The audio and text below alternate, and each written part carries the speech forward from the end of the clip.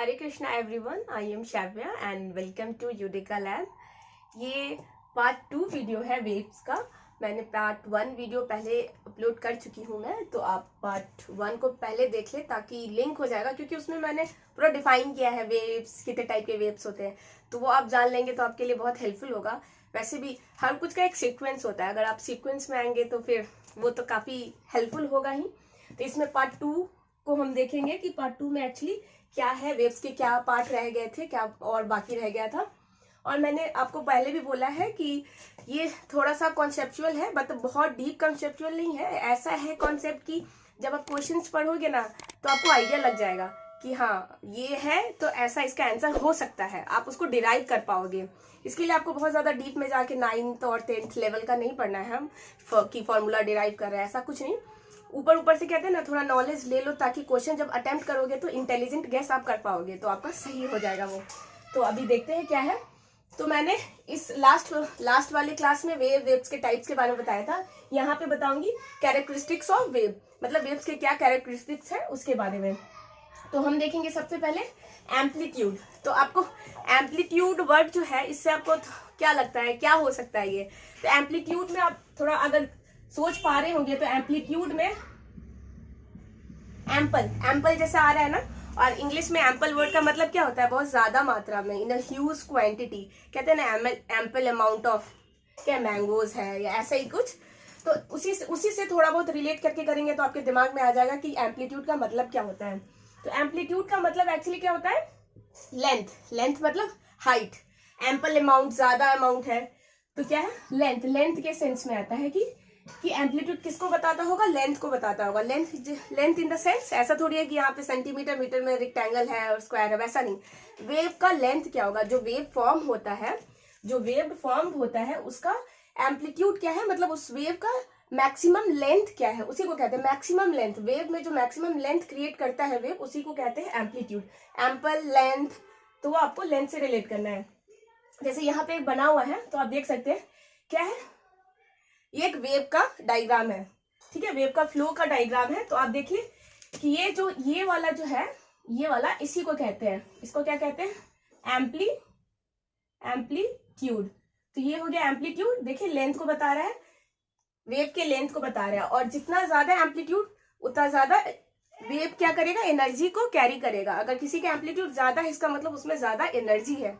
तो क्या कर रहा है, वेव्स क्या है, ज्यादा एनर्जी को कैरी कर रहा है, लेके जा रहा है, ठीक है। जैसे कि ये वाला डायग्राम देखें तो इसमें क्या है, आप देख रहे हैं कि ग्राफ में ऊपर नीचे हो रहा है कुछ, ठीक है। हर जगह एम्पलीट्यूड क्या है, सेम नहीं है। क्यों नहीं है, क्योंकि यहाँ का एम्पलीट्यूड क्या है, थोड़ा डिफरेंट है। यहाँ का थोड़ा ज्यादा है, यहाँ का उससे थोड़ा ज्यादा है, और इसका तो सबसे ज्यादा है। तो अगर आपसे ये भी पूछ लिया जाए कि सबसे ज्यादा एम्पलीट्यूड क्या है, अगर कोई आपका क्वेश्चन दिया रहा है कि सबसे लार्जेस्ट एम्पलीट्यूड क्या है, तो आप बहुत आसानी से डिराइव कर पाओगे कि इस वाले ग्राफ में यहाँ पे जो लेंथ क्रिएट हो रहा है, वेव का जो लेंथ बन रहा है, एम्पलीट्यूड बन रहा है, वो ज्यादा बन रहा है। इसलिए क्या हो गया, ये सबसे ज्यादा लेंथ का है, इसलिए हाईएस्ट एम्पलीट्यूड यहीं पे है, ठीक है। तो ये हो गया एम्पलीट्यूड के बारे में। अब उसके बाद वेवलेंथ के बारे में देख लें। तो वेवलेंथ क्या होता है कि जो दो सिमेट्रिक टाइप के जो क्या होते हैं ग्राफ्स, वेव्स बनते हैं एक फिक्स टाइम पीरियड के बाद, तो उसी को कहते हैं वेवलेंथ। इसमें लेंथ है तो प्लीज आप इससे एम्पलीट्यूड से कंफ्यूज ना करें कि हो सकता है यही लेंथ वाला होगा, तो ऐसा नहीं है। एम्पलीट्यूड मतलब एम्पल लेंथ, तो वो लंबाई में, आप इसको याद रखें, लंबाई, लंबा। देख रहे हैं यहाँ पे मैंने ऐसे ड्रॉ किया है, इसका मतलब ये लेंथ है, लेंथ, ठीक है। और वेवलेंथ क्या होता है, जिसको हम लोग लैम्डा से डोनेट करते हैं, लैम्डा, ठीक है। और ये वेवलेंथ का ये वाला साइन होता है। तो इसमें क्या है, वेवलेंथ का मतलब होता है कि दो वेव के बीच का डिस्टेंस होता है। डिस्टेंस तो लंबाई में नहीं होगा। डिस्टेंस रोड पे जाते हैं तो रोड क्या ऐसे तो लंबा नहीं होता है ना, रोड क्या होता है, ब्रॉड होता है, चौड़ा होता है, उस सेंस में। तो आप इस ग्राफ से बता पा रहे होंगे कि इसमें वेवलेंथ क्या होगा। तो इस वेवलेंथ ये होगा, इन दो जो ग्राफ, ये दो जो बना ग्राफ्स के बीच में जो डिस्टेंस है, उसी को कहते हैं, क्या बोलते हैं, वेवलेंथ बोलते हैं। जैसे ये इसका वेवलेंथ है, ये इसका वेवलेंथ है, ये इसका वेवलेंथ है। तो वेवलेंथ भी दो टाइप में बनते हैं, एक तो ट्रांसवर्स के लिए बनेगा और एक तो बनेगा लॉन्गिट्यूडनल के लिए। ये वेव का क्या है, टाइप्स ऑफ वेव में मैंने बताया था, mechanical wave, non mechanical wave. तो मैकेनिकल वेव का ये टाइप है ट्रांसवर्स और लॉन्गिट्यूडनल। मैकेनिकल वेव जिसको मीडियम चाहिए, वेव को मूवमेंट के लिए, फ्लो करने के लिए मीडियम की रिक्वायरमेंट होती है। तो ये हो गया ट्रांसवर्स वेव और लॉन्गिट्यूडनल वेव। ट्रांसवर्स वेव में क्या होता है, हमेशा जो वेव बनता है वो होता है क्रेस्ट और ट्रॉ के फॉर्म में। क्रेस्ट मतलब जो हाईएस्ट ऊपर, ये क्या है, ये आपका एक तरह से आप जीरो ले ले, ये नंबर लाइन तरीके से समझ ले लेमैन लैंग्वेज में, ये नंबर लाइन है, ये जीरो है, तो इसके ऊपर क्या होता है, ये पॉजिटिव होता है, ठीक है। इसके नीचे ये क्या होता है, नेगेटिव होता है। तो पॉजिटिव वाला जो हाईएस्ट होगा उसको कहते हैं क्रेस्ट, जो नेगेटिव वाला नीचे वाला होगा ये वाला उसको कहेंगे ट्रॉ। तो वही, तो हमेशा ट्रांसवर्स वेव में क्या बनता है, क्रेस्ट एंड ट्रॉ बनता है। और उस दोनों के वेव के बीच में आप देख रहे होंगे कि यहाँ के बाद क्या हो रहा है, ये पैटर्न रिपीट हो रहा है, एक फिक्स वेव क्रिएट हो रहा है। तो ये क्या हो गया, इस दोनों के बीच में जो गैप होगा, जो डिस्टेंस होगा, उसको ही कहते हैं हम लोग वेवलेंथ। ये हो गया ट्रांसवर्स वेव के केस में। बट लॉन्गिट्यूडनल वेव में मैंने बताया था लॉन्गिट्यूडनल वेव कैसे है, ये भी थोड़ा लॉन्गिट्यूडनल थोड़ा फेमिलियर नेम है लॉन्ग। तो मैंने बोला था साउंड, साउंड क्या होता है, लॉन्गिट्यूडनल वेव होता है। और साउंड में क्या होता है, पिच बहुत ज़्यादा वैरी करता है कि अरे यार ये लड़की कितना तेज बोलती है, अरे यार ये कितना चिल्ला रही है। तो क्या रहे, कभी चिल्ला रही है, कभी एकदम धीरे से बोल रही है, कभी कोई बहुत जोर से बोल रहा है। तो क्या था, उसमें कंप्रेशन और रेयरफैक्शन होता है। कंप्रेशन और रेयरफैक्शन जो मैंने बोला भी था कि कॉइल्ड स्प्रिंग में होता है, या साउंड, साउंड क्या होता है, लॉन्गिट्यूडनल होता है। साउंड में क्या होता है, स्ट्रिलनेस होता है। स्ट्रिलनेस का मतलब बहुत तीखा कोई बोल रहा है, कोई बहुत चिल्ला के बोल रहा है, कोई बहुत प्यार से बोल रहा है, ठीक है।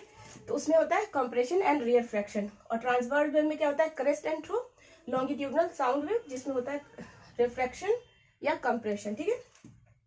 कंप्रेशन मतलब आप कंप्रेशन से ही लग रहा है, ये वेव का पार्टिकल्स बहुत क्लोज होगा, रेयरफैक्शन थोड़ा दूर दूर, ठीक है। ऐसे आप देखते भी हो, आप ये भी तो देखते हो कि बहुत सारे लोग होते हैं ना, जैसे कि साउंड रिकॉर्ड जो करते हैं, म्यूजिशियंस होते हैं, ठीक है। तो उन लोगों का आप देखोगे, या फिर ऑडियो वगैरह रिकॉर्ड करते हो आप, तो अगर उसका लेना चाहोगे साउंड का क्या ग्राफिकल रिप्रेजेंटेशन, तो आपको ऐसे ऐसे दिखेगा, ऐसे ऐसे लाइन्स आ रहा है, ऐसे ऐसे ऐसे ऐसे, फिर ऐसे ऐसे ऐसे ऐसे, तो वो साउंड है। तो साउंड में रेयरफैक्शन और कंप्रेशन आप लिंक कर पा रहे हो क्या, कि वैसे ही होता है।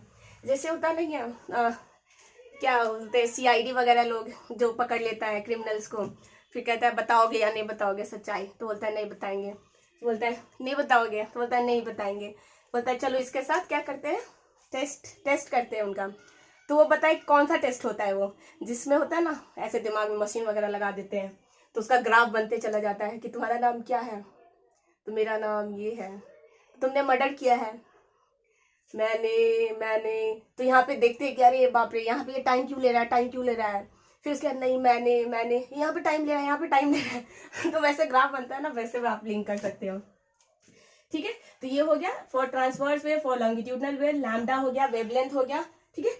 फ्रीक्वेंसी, और फ्रीक्वेंसी क्या होता है, फ्रीक्वेंसी को आप इससे रिलेट कर सकते हो, जैसे कि साइंस के जो स्टूडेंट रहे होंगे या मैथ्स के, कॉमर्स वाले जो मैथ्स वगैरह थोड़ा पढ़े होंगे, तो हम लोग ऐसा पढ़ते थे ना कि ये एक चार्ट दे देता था, उसमें नंबर्स काफी लिखे हुए हैं, तो किस नंबर के आने का फ्रीक्वेंसी सबसे ज्यादा है। फ्रीक्वेंसी मतलब कितनी बार वो जो डेटा है या कितनी बार वो जो डिजिट है वो आ रहा है, फ्रीक्वेंसी कितना ज्यादा है। जैसे कि कहते नहीं है लड़कियां बहुत शॉपिंग करती है, जैसे कि ठीक है सब करते हैं सब करते हैं शॉपिंग, तो जैसे कि लड़कियां बहुत शॉपिंग करती है, तो लोग कहते हैं यार तुम्हारा फ्रीक्वेंसी बहुत ज्यादा है शॉपिंग करने का।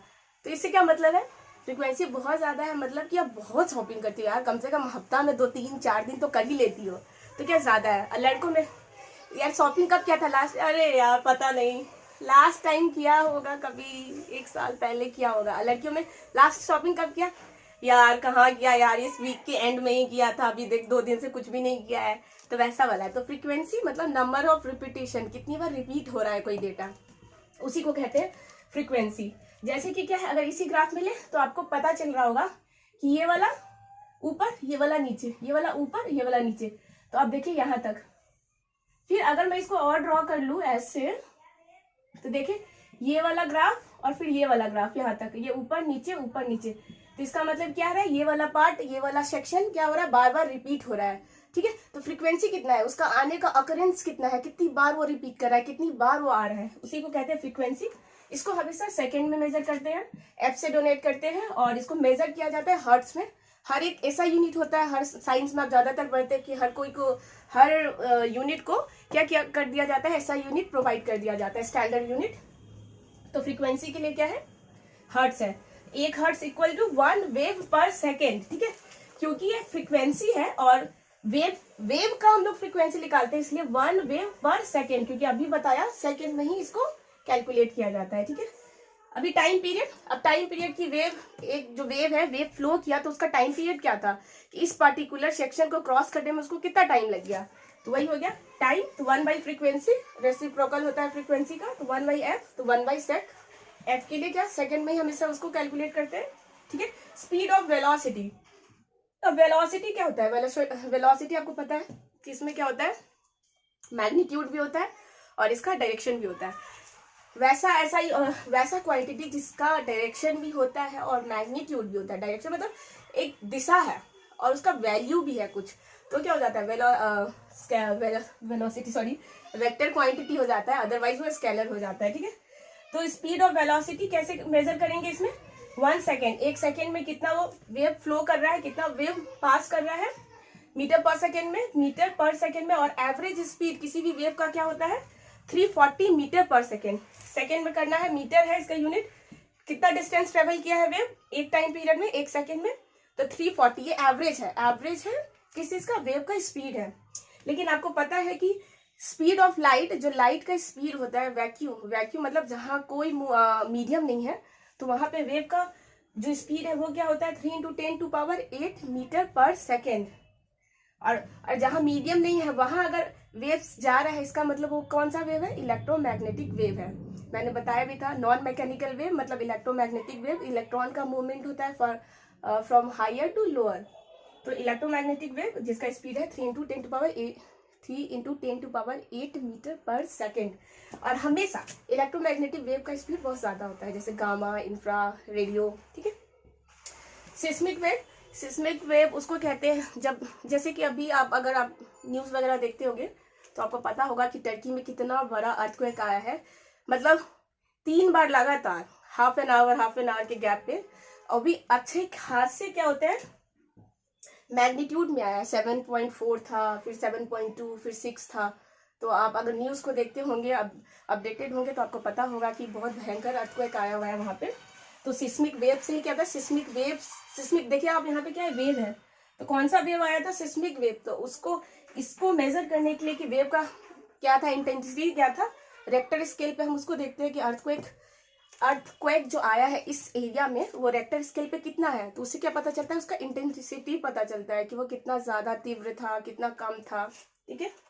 तो अर्थक्वेक को मेजर करने के लिए किया जाता है सिस्मिक वेव का यूज, या फिर किसी भी जियोलॉजिकल डिस्टर्बेंस, किसी भी टाइप का अर्थ में अगर कोई डिस्टर्बेंस है उसको अगर मेजर करना है, देखना है, तो उसके लिए भी सिस्मिक वेव का यूज किया जाता है।